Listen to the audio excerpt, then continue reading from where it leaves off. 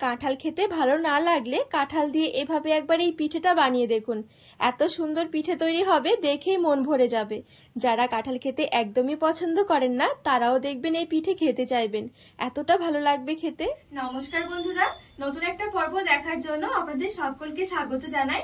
আজকে বানিয়ে দেখাবো নরম তুলতুলে ফুলকো ফুলকো কাঁঠালের পোয়া পিঠে। যারা কাঁঠাল খেতে একদমই পছন্দ করেন না তারা শুধু এভাবে একবার এই পোয়া পিঠেগুলো বানিয়ে দেখুন, খেতে এত ভালো লাগবে, দেখবেন খেতে খেতেও মুখ ফিরবে না। ঘরে থাকা দু একটা উপকরণে ঝটপট তৈরি করে নিতে পারবেন। তো চলুন, আশা করছি রেসিপিটি আপনাদের অনেক ভালো লাগবে। এই কাঁঠালের পোয়া পিঠের জন্য আমি ব্যাটারটা তৈরি করে নেব। বাটির মধ্যে 2 কাপ নিয়ে নিচ্ছি ময়দা।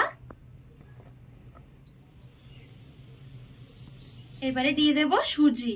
এই সুজির পরিবর্তে চাইলে চালের গুঁড়োটাও নিতে পারবেন, যেটা হাতের কাছে থাকবে সেটাই। আর এই 2 কাপ ময়দার জন্য 1 কাপ নিতে হবে সুজি, মানে যতটা ময়দা ঠিক তার অর্ধেক হবে সুজি বা চালের গুঁড়ো। দিয়ে দেব এবারে চিনি। চিনিটা দেখুন 1 কাপের থেকে একটু কম নিয়েছি, যেহেতু কাঁঠাল দেব, কাঁঠালও কিন্তু অনেকটা মিষ্টি রয়েছে। লবণ দিয়ে দিচ্ছি সামান্য। এবারে ঠিক এই কাপ মেপে 2 থেকে 2.5 কাপ মতন দিয়ে দেব জল। জলটা এখানে নিতে হবে হালকা কুসুম গরম।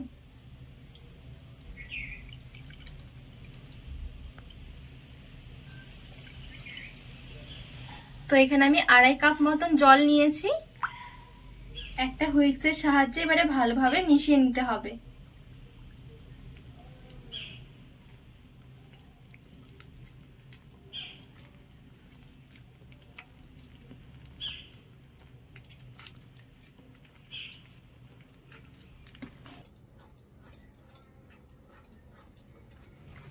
তো প্রথমে এই 2.5 কাপ জল দিয়ে আমি একটু ভালোভাবে মেখে নিয়েছি। আর এখন দেখুন একটু ঘন মনে হচ্ছে। পর্যায়ে আরো 1/2 কাপ কুসুম গরম জল দিয়ে দিচ্ছি।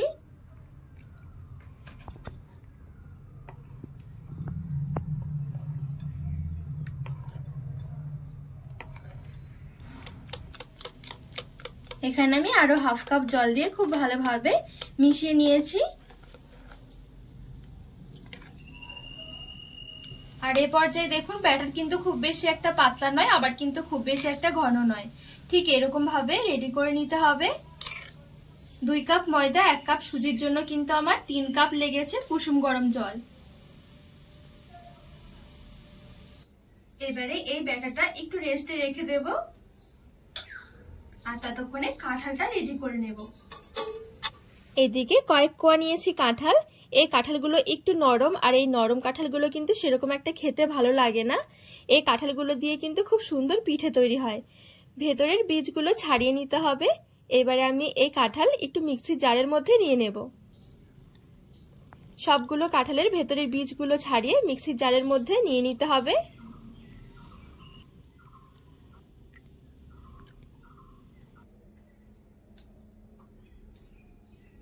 সবগুলো কাঁঠাল খুব সুন্দরভাবে বীজ ছাড়িয়ে আমি মিক্সির জারের মধ্যে ভরে নিয়েছি। এবারে একটু মিক্সির মধ্যে পেস্ট করে নিতে হবে। তো এই দেখুন খুব সুন্দরভাবে আমি কাঁঠালটা পেস্ট করে নিয়েছি। আর এদিকে যে আমি ব্যাটার তৈরি করে রেখেছি 10 মিনিটের মতো রেস্ট হয়ে গেছে। এবারে এই ব্যাটারের মধ্যে নিয়ে নেব কাঁঠালের পাল্প। তো কাঁঠালের পাল্পটা নেওয়ার আগে একটু কাপে করে মেপে নিতে হবে। আমি এখানে 1 কাপ কাঁঠালের পাল্প নিয়েছি। এবারে ব্যাটারের মধ্যে নিয়ে নিচ্ছি। এবারে ভালো করে মিশিয়ে নিতে হবে।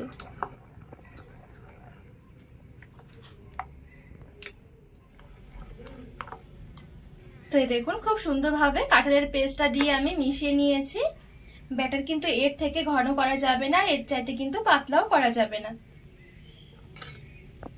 তো খুব সুন্দরভাবে পোয়া পিঠের জন্য ব্যাটারটা রেডি হয়ে গেছে। এই কাঁঠালের পোয়া পিঠের স্বাদটা আরো বেশি বাড়ানোর জন্য শিলপাটা আমি একটু কাঁচা মৌরি নিয়ে নিয়েছি। 3টে ছোট এলাচের ভেতরের বীজগুলো নিয়েছি, একটু গুঁড়ো করে নিতে হবে।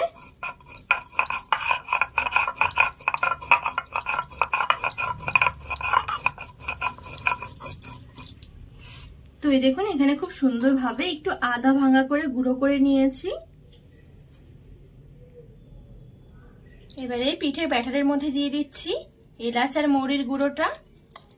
ভালোভাবে একটু মিশিয়ে নেব।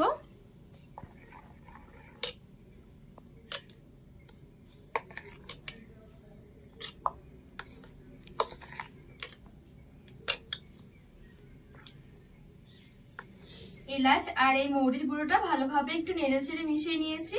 দেখবেন এই এলাচ আর মৌরির গুঁড়োটা দেওয়ার কারণে পোয়া পিঠেগুলো খেতে আরো বেশি ভালো লাগবে।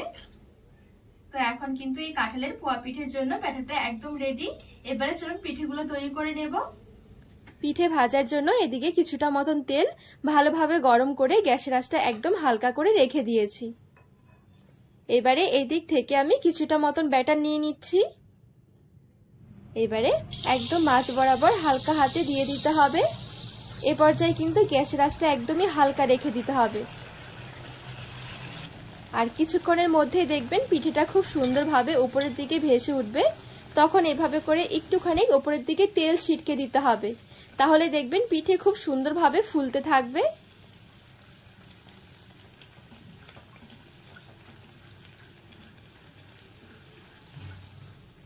এই দেখুন কত সুন্দরভাবে পিঠেটা ফুলে উঠেছে। এবারে এই পিঠেটা উল্টে পাল্টে একটু লালচে করে ভেজে নেব। আর এই পিঠেগুলো কিন্তু একটু সাদা সাদাই হয়, দেখতেও ভালো লাগে। চাইলে আরেকটু লাল করেও কিন্তু আপনারা ভেজে নিতে পারেন। তো এখানে আমি খুব সুন্দরভাবে হালকা করে দেখুন ভেজে নিয়েছি। এবারে তেল ছড়িয়ে তুলে নেব। তো বাদ বাকি সব পিঠেগুলো ঠিক একইভাবে তৈরি করে নেব।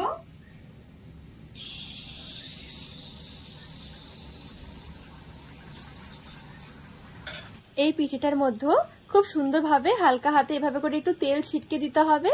গরম তেল ছিটকে দেওয়ার কারণে পিঠে খুব সুন্দরভাবে ফুলতে থাকবে। আর এই পিঠেগুলো কিন্তু প্রত্যেকটা পিঠেই একদম এরকম বলের মতন ফুলকো ফুলকো হবে।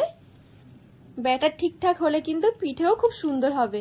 এই পিঠেটাও দেখুন খুব সুন্দরভাবে হালকা করে ভেজে নিয়েছি। সবগুলো পিঠে ভাজা হয়ে গেলে একটা প্লেটের মধ্যে তুলে সাজিয়ে নিচ্ছি। দেখতেও দেখুন পিঠেগুলো কতটা সুন্দর হয়েছে, একদমই বলের মতন ফুলকো ফুলকো। আর এই পিঠেগুলো খেতেও ভীষণ ভালো লাগে, একদম নরম তুলতুলে ফুলকো ফুলকো কাঁঠালের পিঠে। এত সুন্দর পিঠে দেখেই মন ভরে যাবে। তো বন্ধুরা আজকে এই কাঁঠালের পোয়া পিঠের রেসিপি আপনাদের কেমন লেগেছে অবশ্যই কিন্তু কমেন্ট করে জানাবেন। আর রেসিপি ভালো লাগলে চ্যানেলটিকে সাবস্ক্রাইব করে পাশে থাকার অনুরোধ রইল।